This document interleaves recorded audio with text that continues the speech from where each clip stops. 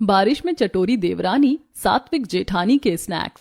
सुबह सुबह बहुत तेज बारिश हो रही है। किचन की खिड़की से पानी की बौछारें देखती हुई सृष्टि सात्विक इडली बना रही है। उसी समय हॉल में बैठे सूरज, दामिनी और देवा स्कूल यूनिफॉर्म पहने, कंधे पर स्कूल बैग लटकाए बिट्टू, शिवा, निशा और आशीष नाश्ता बन जाने का इंतजार कर रही है। तभी कंधे से बैग उतारकर बिट्टू टेबल पर रखता है और पापा, आज बाहर बहुत तेज बारिश हो रही है, मैं आज स्कूल नहीं जाऊंगा। सूरज बिट्टू को गोद में उठा लेता है और अरे बेटा, स्कूल तो तुम्हें बस से जाना है ना, फिर बारिश से क्या डरना। अच्छे बच्चे स्कूल न जाने की जिद नहीं करते। पापा, इतनी तेज बारिश में मेरे बहुत सारे फ्रेंड्स स्कूल नहीं आएंगे, मैं अकेले स्कूल जाकर क्या करूंगा, मैं नहीं जा रहा। तभी सृष्टि किचन से हाथ में चमचमाता टिफिन बॉक्स और प्लेट में गर्मा गर्म इडली, डोसा और लड्डू लेकर हॉल में आती है और अपने साथ लाई स्नैक्स टेबल पर रखकर सूरज से बिट्टू को गोद में लेती है और उसे टिफिन दिखाते हुए, बेटा जरा देखो तो सही, मैंने तुम्हारे टिफिन बॉक्स में क्या क्या रखा है। तुम्हारी पसंद की सूजी की इडली, क्रिस्पी डोसा और मीठे मीठे सात्विक लड्डू। अब तुम ही बताओ, अगर तुम स्कूल नहीं जाओगे तो ये स्वादिष्ट स्नैक्स कौन खाएगा। तभी बिट्टू ललचाई नजरों से टिफिन देखते हुए, अरे वाह मम्मी, इडली और लड्डू लाइए, टिफिन मुझे दीजिए, मैं स्कूल जाऊंगा और ये सारे स्नैक्स मैं ही खाऊंगा। तभी स्कूल बस के हॉर्न की आवाज आती है। शिव सोफे से उठता है। अरे लो, बस भी आ गई, चल बिट्टू, मैं तुझे बस तक छोड़ाता हूँ। शिव स्कूल बैग और टिफिन उठाकर बिट्टू को लेकर बाहर चला जाता है। तभी दामिनी मुस्कुराकर सृष्टि की तरफ देखती है। बहू, तुम इतनी आसानी से अपने बेटे को स्कूल जाने के लिए मना कैसे लेती हो। तुम्हारा पति, दोनों देवर और ननद जब स्कूल जाते थे ना तो इतने नखरे करते थे कि मैं क्या ही बताऊं। मेरी तो जान निकल जाती थी इन्हें स्कूल भेजने में। हाँ बहू, तुम्हारी सास बिल्कुल सही कह रही है। मैं और तुम्हारी सास इन सबको सुबह जबरदस्ती उठा उठा कर स्कूल भेजते थे। मम्मी जी, पापा जी, ये सब मेरे हाथों के सात्विक स्नैक्स का कमाल है। इसी की वजह से मैं बड़े प्यार से और आसानी से अपने बेटे को मना लेती हूँ, ना सिर्फ उसे बल्कि आप सबको भी। तभी शिव बिट्टू को स्कूल बस में बिठाकर वापस हॉल में आता है। हाँ भाभी, आपने बिल्कुल सही कहा, आपका ये सात्विक नाश्ता तो हम सब पर बिल्कुल जादू कर देता है। अब सभी लोग हंसते हुए स्नैक्स खाते हैं। नाश्ता करके सूरज और शिव ऑफिस के लिए और आशीष और निशा कॉलेज के लिए निकल जाते हैं। तभी सृष्टि के दादी सास सुखी और दादा ससुर दयाराम मंदिर से भीगा हुआ छाता लिए घर पहुंचते हैं। सृष्टि उन्हें देखकर दौड़कर उनके पास आती है और छाता ले लेती है। अरे बहू, आज बताओ सात्विक स्नैक्स में हमारे लिए क्या खास बनाया है। मंदिर से आकर बड़ी जोरों की भूख लगी है। सृष्टि छाता दरवाजे के बगल में रखकर टेबल के पास आती है और प्लेट में रखा सात्विक स्नैक्स दिखाते हुए, दादाजी देखिए, आज मैंने आपके लिए एकदम ताजा और बिना लहसुन प्याज का सात्विक नाश्ता बनाया है। अब दयाराम और सुखी बड़े चाव से सात्विक स्नैक्स खाते हैं। सचमुच बहू, मंदिर से आने के बाद तुम्हारे हाथ का बना सात्विक स्नैक्स खाकर ऐसा सुकून मिलता है जैसे भगवान के साक्षात दर्शन हो गए। बहुत स्वाद है। दादी जी, आप सबकी ये तारीफें सुनकर तो मुझे ऐसा लगता है कि जैसे मेरी सुबह की सारी मेहनत सफल हो गई है। सबके नाश्ता कर लेने के बाद सृष्टि झूठे बर्तन किचन में ले जाकर सिंक में साफ करने लगती है। सृष्टि जब से इस घर में बहू बनकर आई है तब से वो बिना प्याज, लहसुन और अदरक के बेहद स्वादिष्ट सात्विक स्नैक्स बनाकर सबको खिला रही है, जो पूरे परिवार को बहुत पसंद भी आते हैं। लेकिन जब भी सूरज, शिव, निशा या घर के अन्य सदस्य बाहर किसी रेस्टोरेंट या ऑफिस की कैंटीन में जाते तो उन्हें वहां के तीखे और चटपटे स्नैक्स भी खूब भाते थे। उस दिन दोपहर में ऑफिस की कैंटीन में समोसे और प्याज की कचौड़ी खा रही सूरज और शिव। भाई, स्वाद तो मजेदार है। वैसे भाभी सात्विक स्नैक्स तो काफी टेस्टी बनाती हैं, लेकिन अगर वो अपने स्नैक्स में थोड़ा प्याज, लहसुन और अदरक डालने लगे ना तो स्नैक्स का स्वाद और ज्यादा बढ़ सकता है ना? हाँ शिव, बात तो तुम्हारी बिल्कुल सही है, लेकिन तुम्हारी भाभी को ये बात समझाए कौन? उसे तो बस सात्विक स्नैक्स ही बनाने होते हैं, ये नियमों की पक्की है। चटपटे स्नैक्स खाकर दोनों भाई अपने अपने केबिन की तरफ बढ़ जाते हैं। उसी दिन शाम के समय अपने सास ससुर और बेटे के साथ हॉल में बैठी सृष्टि भुने हुए मखाने खाते हुए खुली हुई खिड़की से बरसात की फुहार देख रही थी। तभी सूरज, शिव, आशीष और निशा ऑफिस और कॉलेज से पूरी तरह भीगकर घर लौटते हैं। अरे, आप सब इस तेज बारिश में ऐसे भीगते हुए घर क्यों आए हैं? तभी सूरज बालों से पानी झटकते हुए, अरे ऑफिस से घर आते हुए रास्ते में अचानक बहुत तेज बारिश शुरू हो गई थी। हमने एक जगह रुककर बारिश रुकने का काफी इंतजार किया, पर जब बारिश थमी नहीं तो सोचा कि भीगते हुए ही घर चल पड़ते हैं। कोई बात नहीं, आप सब जल्दी से जाइए और कपड़े बदल लीजिए। तब तक मैं किचन में जाकर आप सबके लिए गर्मा गर्म सात्विक स्नैक्स और चाय बनाकर लाती हूँ। वो सभी गीले बाल झटकते हुए अपने अपने कमरों की तरफ बढ़ जाते हैं और सृष्टि किचन में जाती है। और कुछ देर के बाद वो आलू के पकौड़े और अदरक के बिना वाली सात्विक चाय लेकर हॉल में आती है। तब तक वो सभी कपड़े बदलकर और उनके दादा दादी भी हॉल में आ चुके हैं। भाभी, आप सात्विक स्नैक्स तो कमाल का बनाती हो, लेकिन सच कहूँ, अगर आप इस पकौड़े में थोड़ा प्याज, लहसुन और अदरक ऐड कर देती ना, तो इस मॉनसूनी मौसम में इसका टेस्ट 4 गुना बढ़ जाता। चुप कर निशा, अगर स्नैक्स में प्याज लहसुन ही डाल दिया तो फिर वो सात्विक कैसे रहेगा? सात्विकता भी तो कोई चीज होती है। हाँ ननद जी, दादी जी बिल्कुल ठीक कह रही हैं। सात्विकता का मतलब ही यही होता है कि भोजन या स्नैक्स में तामसिक चीजें ना डाली जाएं। अब सृष्टि सबको चाय और पकौड़े सर्व करने के लिए जैसे ही नीचे झुकती है, अचानक उसकी कमर में तेज लचक आ जाती है। वो अपनी कमर पकड़ लेती है। ओ माँ, मेरी कमर। क्या हुआ बहू अचानक? कुछ नहीं मम्मी जी, बस आजकल थोड़ा काम ज्यादा हो जाता है ना, तो कमर में तेज दर्द होने लगता है। अरे बहू, मुझे लगता है कि अब तुम्हारी ये कमर इशारों इशारों में कह रही है कि इस घर में अब एक छोटी बहू यानी देवरानी आनी चाहिए जो तुम्हारे काम में हाथ बटा सके। अरे क्या पापा, आप भी कुछ भी बोलते हैं। नहीं बेटा, तेरा बाप कुछ भी नहीं बोल रहा, बिल्कुल सही कह रहा है। अब तेरी शादी कर देनी चाहिए। देख, तेरी भाभी अकेले इतना बड़ा घर संभालती है, वो भी थक जाती होगी, और खासकर इस बरसात के मौसम में तो घर का काम दोगुना हो जाता है। हाँ हाँ देवर जी, अब बिल्कुल सही समय आ गया है कि इस घर में मेरी एक प्यारी सी देवरानी आ जाए। ठीक है, फिर मैं आज ही अपने दोस्त से बात करता हूँ। वो काफी दिनों से अपनी बेटी की शादी के लिए मेरे जवाब का इंतजार कर रहा था। मैं आज ही उसे हाँ बोल देता हूँ और कह देता हूँ कि चलो शादी की तैयारियां शुरू करो। अब देवा तुरंत अपने दोस्त को फोन करके उनकी बेटी गुड़िया से अपने बेटे शिव की शादी पक्की कर देते हैं। कुछ दिनों बाद धूमधाम से शादी की रस्में पूरी होती हैं और गुड़िया घर में छोटी बहू और सृष्टि की देवरानी बनकर कदम रखती है। अगले दिन की सुबह वक्त था गुड़िया की पहली रसोई का। किचन में नई नवेली दुल्हन के जोड़े में गुड़िया अपनी सास दामिनी के साथ खड़ी होती है।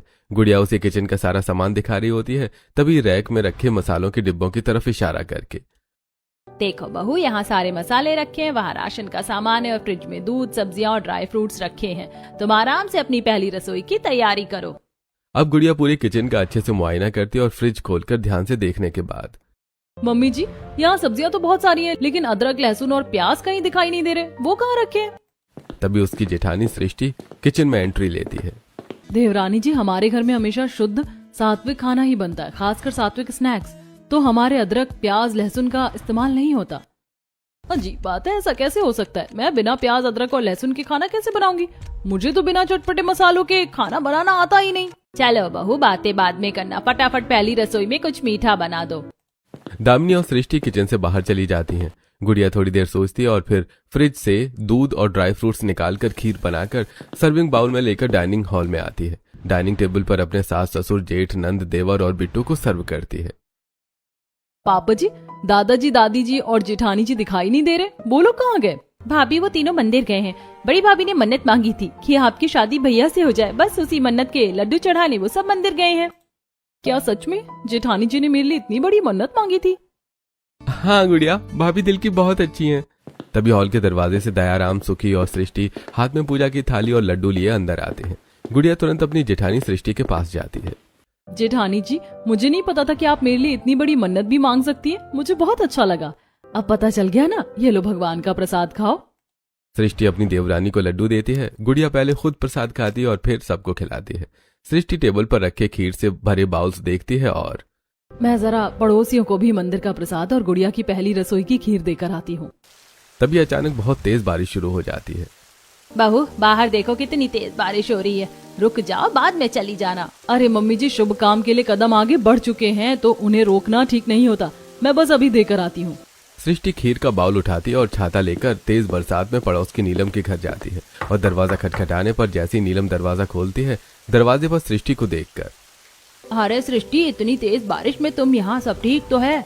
हाँ चाची, सब ठीक है। मैं तो बस मंदिर का प्रसाद और अपनी देवरानी जी की पहली रसोई की बनी है स्वादिष्ट खीर देने आई हूँ। मेरी देवरानी बहुत गुणी है, मैंने उसके लिए मन्नत मांगी थी।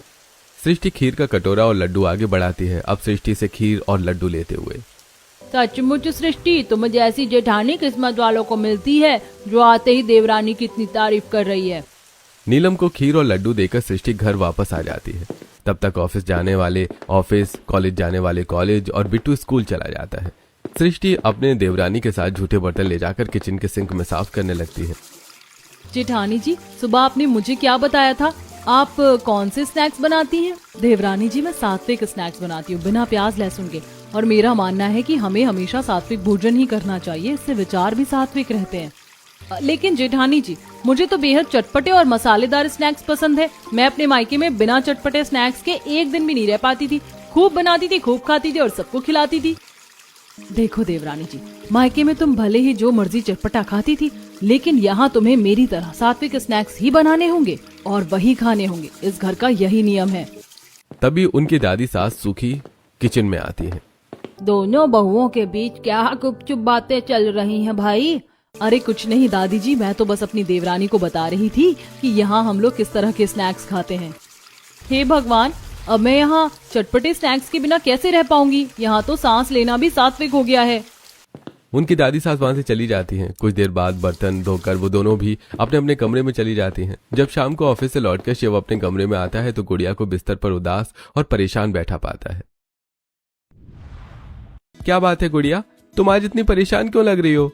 परेशान ना हो तो और क्या करूं? इस सुहावने बारिश के मौसम में मेरा मन कर रहा है कि मैं चटपटे स्नैक्स बनाकर खाऊं। मेरा बहुत मन है कि मैं प्याज के कुरकुरे पकौड़े बनाऊं, लेकिन अरे लेकिन क्या, तुम्हें पकौड़े बनाने से रोका किसने? तुम्हारी प्यारी भाभी यानी मेरी जेठानी जी ने। भाभी ने तुम्हारा हाथ पकड़ा है क्या? अरे हाथ नहीं पकड़ा, लेकिन वो सात्विक स्नैक्स बनाती हैं, इसीलिए किचन में प्याज लहसुन और अदरक का एक टुकड़ा तक नहीं है। अब आप ही बताइए, बिना प्याज के पकौड़े कैसे बनेंगे? अच्छा तो ये बात है। देखो तुम्हें किसी ने रोका नहीं है। अगर तुम्हें चटपटे स्नैक्स पसंद है तो तुम बना सकती हो। अगर तुम कहो तो मैं अभी चुपचाप मार्केट जाकर तुम्हारे लिए प्याज लहसुन और अदरक ले आता हूँ। अरे वाह, इसमें पूछने वाली क्या बात है? आप प्लीज अभी जाइए और लेकर आइए। अब शिव कपड़े बदलकर फटाफट रूम से मार्केट के लिए निकलता है और जब मार्केट से प्लास्टिक की थैली में प्याज लहसुन छुपाकर घर लौटता है तो सब लोगों को हॉल में सृष्टि के बनाए ब्रेड वड़े खाता हुआ देखता है। तभी बिट्टू शिव के हाथ में थैली देखता है। चाचू चाचू, आप इस थैली में क्या लेकर आए हो? मुझे दिखाओ ना। शिव अपने पीछे थैली छुपाते हुए, अरे कुछ नहीं बेटा, कुछ नहीं है इसमें। शिव तेजी से पैर बढ़ाकर अपने कमरे की तरफ भागता है और मुंह में ब्रेड वड़ा दबाए गुड़िया भी उसके पीछे पीछे कमरे में चली जाती है। हॉल में बैठी सृष्टि ये सब देखती है। कमाल है, ऐसा क्या सामान लेकर आए हैं देवर जी जो उन्होंने हमें बताना भी जरूरी नहीं समझा? और देवरानी जी भी उनके पीछे पीछे भाग गई। कुछ तो गड़बड़ है। अब कुछ देर के बाद गुड़िया चुपके से वो थैली लेकर अपने कमरे से किचन में पहुंचती है और बड़ी फुर्ती से प्याज काटकर बेसन का बैटर घोलकर कढ़ाई में तीखे मसालेदार प्याज के पकौड़े तलने लगती है। पकौड़े तलने की तीखी खुशबू धीरे धीरे किचन से निकलकर पूरे हॉल में सब लोगों तक फैल जाती है। साथ ही वो दही भल्ले, चाट पापड़ी और समोसा चाट भी बनाती है। तभी अचानक से हल्की बारिश भी शुरू हो जाती है। अजी सुनते हो, ये आज घर में कैसी अजीब सी खुशबू आ रही है। ओ भाई, ये तो शुद्ध प्याज के पकौड़ों, समोसे और भल्ले पापड़ी की खुशबू है। मुंह में पानी आ गया। तभी किचन की तरफ देखते हुए सृष्टि, ये किचन में प्याज कौन ट्राई कर रहा है? वहीं अपने कमरे से अभी अभी हॉल में आया शिव। अरे भाभी, बरसात का मौसम है ना, तो कहीं प्याज के पकौड़े बन रहे होंगे, हवा से उसी की खुशबू आ रही है। आप बिना कुछ भी सोचती हैं। तभी अचानक हल्की बारिश बहुत तेज बरसात में बदल जाती है और उसी वक्त गुड़िया किचन से एक बड़ी प्लेट में गर्मा गर्म लाल लाल चटपटे प्याज के पकौड़े, हरी चटनी, दही भल्ले, चाट पापड़ी और समोसा चाट लेकर हॉल में आ धमकती है। इस सुहानी बारिश में चटपटे चटपटे स्नैक्स कौन कौन खाएगा? चटपटे स्नैक्स? गुड़िया सबको चटपटा स्नैक्स दिखाते हुए, हाँ हाँ जेठानी जी, चटपटे प्याज के पकौड़े, दही भल्ले, चाट पापड़ी और समोसा चाट खाकर देखिए, बहुत टेस्टी बने हैं। प्याज के पकौड़े, इस घर की मेरी रसोई में तुम्हारी ये हिम्मत? सृष्टि, तुम इतना चौंक क्यों रही हो? प्याज के पकौड़े ही तो बनाए, कोई गुनाह तो नहीं किया ना उसने। गुड़िया अपनी जेठानी की परवाह किए बिना मुस्कुराते हुए सबको पकौड़े सर्व कर देती है। सृष्टि के अलावा सभी लोग तुरंत प्याज के पकौड़े, दही भल्ले, चाट पापड़ी और समोसा चाट खाने लगते हैं। जेठानी जी, आप भी ट्राई कीजिए ना, बताइए कैसे बने हैं। सृष्टि चुपचाप गुस्से में खड़ी रहती है। देवा जैसे ही पकौड़ा मुंह में डालता है उसकी आंखें खुल जाती हैं। अरे बड़ी बहू, तुम भी ट्राई करो। छोटी बहू ने प्याज के पकौड़े, दही भल्ले, चाट पापड़ी और समोसा चाट वाकई बहुत लाजवाब और टेस्टी बनाए हैं, मजा आ गया। पापा जी, मैं तो अभी तक इसी यकीन में नहीं आ पा रही हूँ कि मेरी रसोई में आज चटपटे प्याज के पकौड़े बन गए। भाभी जी, अब यकीन कर ही लो और यकीन मानो, आपके सात्विक स्नैक्स से ये प्याज के पकौड़े कई गुना ज्यादा टेस्टी हैं। हाँ हाँ जेठानी जी, थोड़ा सा तो ट्राई करो ना। देवरानी जी, मैं तुमसे पहले ही साफ साफ कह चुकी थी कि इस घर में सिर्फ और सिर्फ सात्विक स्नैक्स ही बनते हैं। तो फिर आखिर तुमने ये चटपटे पकौड़े बनाने की हिम्मत कैसे की, वो भी मुझसे बिना पूछे? भाभी इसमें इतना गुस्सा करने वाली कौन सी बात है? जैसे आपको सात्विक स्नैक्स पसंद है वैसे ही आपकी देवरानी को चटपटे स्नैक्स पसंद है। जैसे आप अपने मन के स्नैक्स बनाती हैं वैसे ही आज उसने भी अपने मन के बना लिए। अरे हाँ हाँ बड़ी बहू, तुम्हारा देवर बिल्कुल सही कह रहा है, इसमें इतना बखेड़ा खड़ा करने की जरूरत नहीं है। सृष्टि सबकी बातें सुनकर सन्न रह जाती है। मेरी इतने सालों की मेहनत मिट्टी में मिल गई। वो रुआंसी होकर पैर पटकती हुई अपने कमरे में चली जाती है और दरवाजा बंद कर लेती है। और इधर हॉल में, बहू तुम्हें ऐसे चटपटे स्नैक्स नहीं बनाने चाहिए थे, तुम्हारी जेठानी को बहुत बुरा लगा है। दादी जी देखिए, जेठानी जी को जो पसंद है वो बनाती है, मुझे जो पसंद था वो मैंने बना लिया, इसमें किसी का दिल दुखाने वाली या बुरा मानने वाली क्या बात है? अरे तुम्हारी बात तो सही है बहू, लेकिन तुम्हारी जेठानी जब से इस घर में आई है तब से सिर्फ सात्विक स्नैक्स ही बना रही है। उसे बस इस बात का बुरा लगा कि तुमने घर का पुराना नियम तोड़ दिया। पिताजी कोई बात नहीं, बड़ी बहू समझदार है, वो ये बात जल्दी ही समझ जाएगी। अब सबको चटपटा स्नैक्स खिलाने के बाद सृष्टि अपनी जेठानी के पास उसके कमरे में जाती है और बेड पर उदास बैठी सृष्टि से, जेठानी जी देखिए, मैं अपने मायके में बहुत ज्यादा चटपटे स्नैक्स खाती थी, खासकर बारिश में, इसीलिए मैं यहाँ खुद पर कंट्रोल नहीं कर पाई, और अगर मैंने बना भी लिए तो आपको इतना नाराज नहीं होना चाहिए। तभी बिट्टू दौड़ता हुआ कमरे में आता है और गुड़िया से लिपट जाता है। चाची चाची, कल ना आप मुझे ऐसी चटपटे स्नैक्स बनाकर मेरे स्कूल टिफिन में देना, मुझे आपके पकौड़े बहुत बहुत अच्छे लगे। देखा जेठानी जी, आपके बेटे को भी मेरे चटपटे स्नैक्स काफी पसंद आए हैं। तभी सृष्टि उठती है और बिट्टू का हाथ पकड़ लेती है। बिट्टू सच सच बता, तूने आज से पहले बाहर चटपटे स्नैक्स कहाँ खाए हैं? और मम्मा, मेरे फ्रेंड्स अपने घर से टिफिन में लाते हैं ना, तो वो मेरे साथ शेयर करते हैं। वो मुझसे कहते हैं कि तुम्हारी मम्मी के बनाए सात्विक स्नैक्स ज्यादा टेस्टी नहीं होते, उनके लाए स्नैक्स ज्यादा टेस्टी होते हैं। ये सुनकर गुड़िया को हंसी आ जाती है, वो अपना मुंह छुपाती है। सृष्टि उसे गुस्से से घूरती है। तभी हॉल में बैठा शिव, गुड़िया कहाँ हो, इधर आओ जरा। अच्छा जेठानी जी, मैं अभी जा रही हूँ, आपके देवर जी मुझे बुला रहे हैं। बोलती हुई गुड़िया वहां से चली जाती है। और कुछ देर बाद जब वो किचन में डिनर बनाने के लिए जाती है तो अपनी जेठानी को सब्जी में राई और जीरे का सादा सात्विक तड़का लगाते हुए देखती है। जेठानी जी, आज आपकी देवरानी की वजह से पहली बार इस घर के लोगों ने असली चटपटा स्वाद चखा है। जब से आप इस घर में आई हैं, आपने खाने में से अदरक, लहसुन, प्याज और चटपटापन पूरी तरह गायब ही कर दिया था। तो आप भी मेरी तरह कभी चटपटा खाना और स्नैक्स बना कर देखिए, परिवार वालों को ज्यादा पसंद आएगा। नहीं नहीं देवरानी जी, तुमने कल पहले ही मेरा दिमाग खराब कर दिया है, अब और मत करो। मैं जैसे खाना बनाती हूँ, जैसे स्नैक्स बनाती हूँ, वैसे ही बनाऊंगी और सबको खिलाऊंगी। और तुम भी कान खोलकर सुन लो, तुम्हें भी इस घर में ना तो कोई चटपटा स्नैक्स बनाना है और ना ही ऐसी कोई सब्जी। जिस तरीके पर मैं इतने सालों से चल रही हूँ उसी तरीके से तुम्हें भी चलना होगा। अपनी जेठानी की बात सुनकर गुड़िया चुप हो जाती है और फटाफट आटा गूंथ कर रोटियां सेकने लगती है। रोटी सब्जी बन जाने के बाद दोनों देवरानी जेठानी हॉल में बैठे पूरे परिवार को डिनर सर्व करती हैं। सबसे छोटा देवर आशीष जैसे ही सब्जी रोटी का पहला निवाला मुंह में लेता है तो, छोटी भाभी, जैसे शाम को आपने प्याज के पकौड़े बनाए थे ना, काश इस सब्जी में भी वैसा ही थोड़ा प्याज, लहसुन और अदरक ऐड कर देती तो सब्जी का टेस्ट सच में बढ़ जाता। गुड़िया तुरंत अपनी जेठानी सृष्टि की तरफ देखती है जो उसे ही घूर रही होती है। देवर जी, मैं ऐड तो करना चाहती थी, लेकिन जेठानी जी ने मुझे ऐसा करने से साफ मना कर दिया। जिस घर में हमेशा से सात्विक भोजन और सात्विक स्नैक्स बनते आए हैं, उस घर के खाने में कभी तामसिक सब्जियां नहीं पड़ेंगी। अरे बड़ी बहू, तुम गुस्सा क्यों करती हो? तुम जैसा चाहो वैसा खाना और स्नैक्स बना सकती हो, तुम्हें भला कौन मना कर रहा है? अब सभी लोग डिनर करके अपने अपने कमरे में चले जाते हैं और दोनों देवरानी जेठानी झूठे बर्तन उठाकर किचन में पहुंचती हैं। सृष्टि बर्तन सिंक में रखती है और स्लैब पर रखी टोकरी में से प्याज, अदरक और लहसुन उठाकर उसे वहीं डस्टबिन में फेंक देती है। जेठानी जी, आपने क्या कर दिया? अदरक, लहसुन और प्याज डस्टबिन में क्यों फेंक दिया? देवरानी जी, इस घर में सिर्फ सात्विक स्नैक्स और सात्विक खाना बनता है, तो उस घर में इन सब फालतू चीजों की कोई जरूरत नहीं है। सृष्टि गुस्से में पैर पटकती हुई किचन से बाहर निकल जाती है और गुस्से में कमरे में चक्कर काटने लगती है। ना जाने ये जेठानी जी अपने आप को क्या समझती हैं। ये घर जितना उनका है उतना मेरा भी है। जितनी रसोई वो संभालती है उतनी रसोई पर मेरा भी हक है। बिस्तर पर बैठा शिव उसकी बातें सुनता है और, क्या हुआ गुड़िया, फिर से कुछ हो गया है क्या जो इस तरह बड़बड़ा रही हो?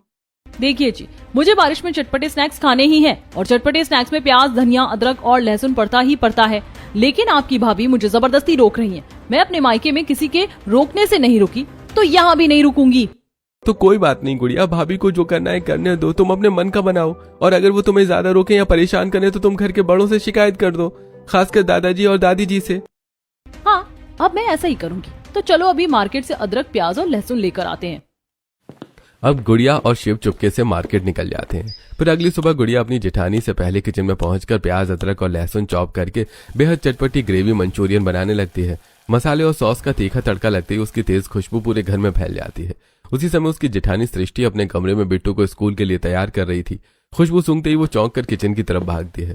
तभी गुड़िया मंचूरियन के बाउल्स लेकर बाहर आ रही होती है। सृष्टि अपनी देवरानी से किचन के दरवाजे पर टकराती है और जेठानी जी, जरा रास्ता देना, मुझे देर हो रही है। गुड़िया अपनी जेठानी से कटते हुए हॉल में पहुंचती है, जहां पहले से ही उसके जेठ, देवर, पति, नंद और सास ससुर आ चुके थे। और बिट्टू भी स्कूल ड्रेस में वहां पहुंच जाता है और गुड़िया के हाथ में मंचूरियन देखकर खुशी से उछल पड़ता है। वाह चाची, मंचूरियन, मजा आ गया। अरे वाह भाभी, मुझे तो यकीन ही नहीं हो रहा कि बारिश में हमेशा सात्विक स्नैक्स वाले हमारे इस घर में आपने आज इतना चटपटा नाश्ता बना दिया। तभी सृष्टि गुस्से में वहां पहुंचती है। देवरानी जी, मैंने तो कल सारा प्याज, लहसुन, अदरक कचरे के डिब्बे में फेंक दिया था ना, फिर तुमने ये सब कैसे बनाया? जेठानी जी, मैं कल रात को ही बाजार से ले आई थी। बोलती हुई गुड़िया सबको मंचूरियन से भरे बाउल्स देती है। अब सब लोग जैसे ही खाना शुरू करते हैं तो अरे वाह भाई वाह, इस रिमझिम बारिश में सुबह सुबह ऐसा चटपटा स्नैक्स मिल जाए तो दिन बन जाता है। मजा आ गया। मामा, आज प्लीज मेरे टिफिन में भी ये मंचूरियन पैक कर दो ना। बिल्कुल नहीं बिट्टू, इस बरसात के मौसम में ऐसा तीखा और चटपटा स्नैक्स खाने से तबीयत खराब हो जाती है। ये सेहत के लिए अच्छा नहीं होता। तुम ये टिफिन में नहीं ले जाओगे। मैं अभी किचन में जा रही हूँ और तुम्हारे लिए सात्विक बेसन का चीला बनाकर लाती हूँ, वही टिफिन में जाएगा। सृष्टि बड़बड़ाती हुई किचन में जाती है और बेसन का चीला बनाने लगती है। इस देवरानी ने 2 दिन चटपटा स्नैक्स क्या बना दिया, सब लोग उसी की तरफ हो गए। मैं इतने सालों से इस परिवार को सेहतमंद सात्विक स्नैक्स बनाकर खिला रही हूँ, तब भी मेरी तो कोई कद्र ही नहीं है। सृष्टि बड़बड़ाती हुई बेसन के चीले बनाकर हॉल में लेकर आती है। देखो, मैं सात्विक बेसन का चीला बना लाई हूँ, बिट्टू इसे अपने टिफिन में रखो। सूरज की तरफ देखकर, और आप भी यही ले जाइए। लेकिन सृष्टि, मैंने तो टिफिन में मंचूरियन पैक कर लिया है। नहीं, अभी के अभी टिफिन से वो चटपटा स्नैक्स निकालिए और ये चीला रखिए। अरे बड़ी बहू, क्या बात है, तुम सुबह सुबह इतना गुस्सा क्यों कर रही हो? अगर तुम्हारा पति चटपटा स्नैक्स ले जाना चाहता है तो ले जाने दो ना। अब जिसे जो पसंद है वही खाएगा ना। लेकिन मम्मी जी। देखो बहू, अब तक इस घर में सिर्फ तुम ही स्नैक्स और खाना बनाने वाली थी। तुम जैसा भी रोखा सूखा या सात्विक बनाकर लाती थी, हम सब चुपचाप खा लेते थे, क्योंकि कोई दूसरा विकल्प नहीं था। लेकिन अब तुम्हारी देवरानी भी आ गई है, तो हमें उसकी पसंद का भी तो ख्याल रखना पड़ेगा ना। पापा जी, इसका मतलब आप लोगों को मेरे बनाए सात्विक स्नैक्स कभी पसंद ही नहीं आते थे? अरे सृष्टि, ऐसी बात नहीं है, पसंद आते थे, लेकिन एक ही जैसा सात्विक स्नैक्स खा खा कर हम सब थोड़ा बोर हो चुके थे। अब तुम्हारी देवरानी के हाथ का चटपटा स्वाद हमें पसंद आ रहा है, तो कुछ दिन वो भी खाकर देख लेने दो। तभी बिट्टू की स्कूल बस आ जाती है और सूरज और शिव बिट्टू को लेकर बाहर चले जाते हैं। कुछ ही देर बाद सृष्टि के छोटे नंद देवर भी कॉलेज के लिए निकल जाते हैं। सृष्टि रोती हुई अपने कमरे में जाती है। गुड़िया भी अब चुपचाप अपने कमरे में चली जाती है। उस दिन के बाद बारिश में जेठानी के सात्विक स्नैक्स और देवरानी के चटपटे स्नैक्स की वजह से दोनों के बीच मनमुटाव बढ़ने लगता है, क्योंकि बिट्टू अब टिफिन में गुड़िया के बनाए चटपटे स्नैक्स ले जाने लगा था। तभी एक दिन जब दोनों देवरानी जेठानी शाम के समय किचन में इवनिंग स्नैक्स बना रही होती हैं, तभी तेज हवा के साथ बारिश शुरू हो जाती है। कपड़े। दोनों देवरानी जेठानी कपड़े उठाने छत पर दौड़ती हैं। कपड़े उठाते हुए सृष्टि, देखो देवरानी जी, तुम्हें इस बारिश में जो भी कूड़ा कचरा चटपटा खाना है तुम खाओ, लेकिन मेरे बेटे की आदतें मत बिगाड़ो। मैंने बहुत मुश्किल से उसे सात्विक स्नैक्स खाने की आदत डाली है। कपड़े उठाते हुए गुड़िया, देखिए जेठानी जी, हम एक ही घर में रहते हैं ना, आप अलग है ना मैं अलग हूँ। जिस तरह आप अपने स्नैक्स सबको खिलाती हूँ, वैसे ही मैं भी खिलाती हूँ। अगर आपका बेटा खुद मेरे पास आकर मांगता है तो मैं उसे मना नहीं कर सकती। अगर आपको इतनी ही आपत्ति है तो आप अपने बेटे को मना कीजिए, मुझे मत समझाइए।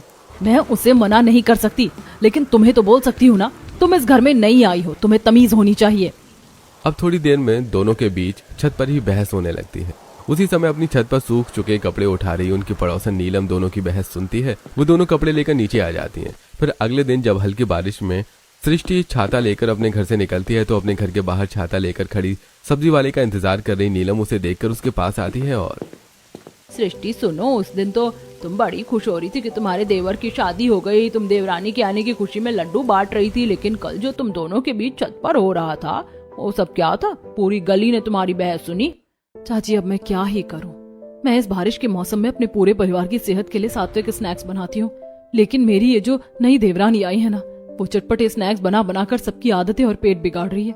कल को किसी की तबीयत खराब हो गई तो कौन जिम्मेदार होगा? देखो सृष्टि, तुम्हें इतना परेशान होने की जरूरत नहीं है। जैसे तुम्हें सात्विक स्नैक्स पसंद है और तुम बनाती हो, वैसे ही अगर तुम्हारी देवरानी को चटपटा स्नैक्स पसंद है तो उसे भी बनाने दो, घर में कलेश मत करो। चाची, वो जो मर्जी बनाए और खाए, मुझे कोई फर्क नहीं पड़ता, लेकिन वो मेरे बच्चे को ना खिलाए और उसकी आदत ना बिगाड़े, मैं बस यही चाहती हूँ।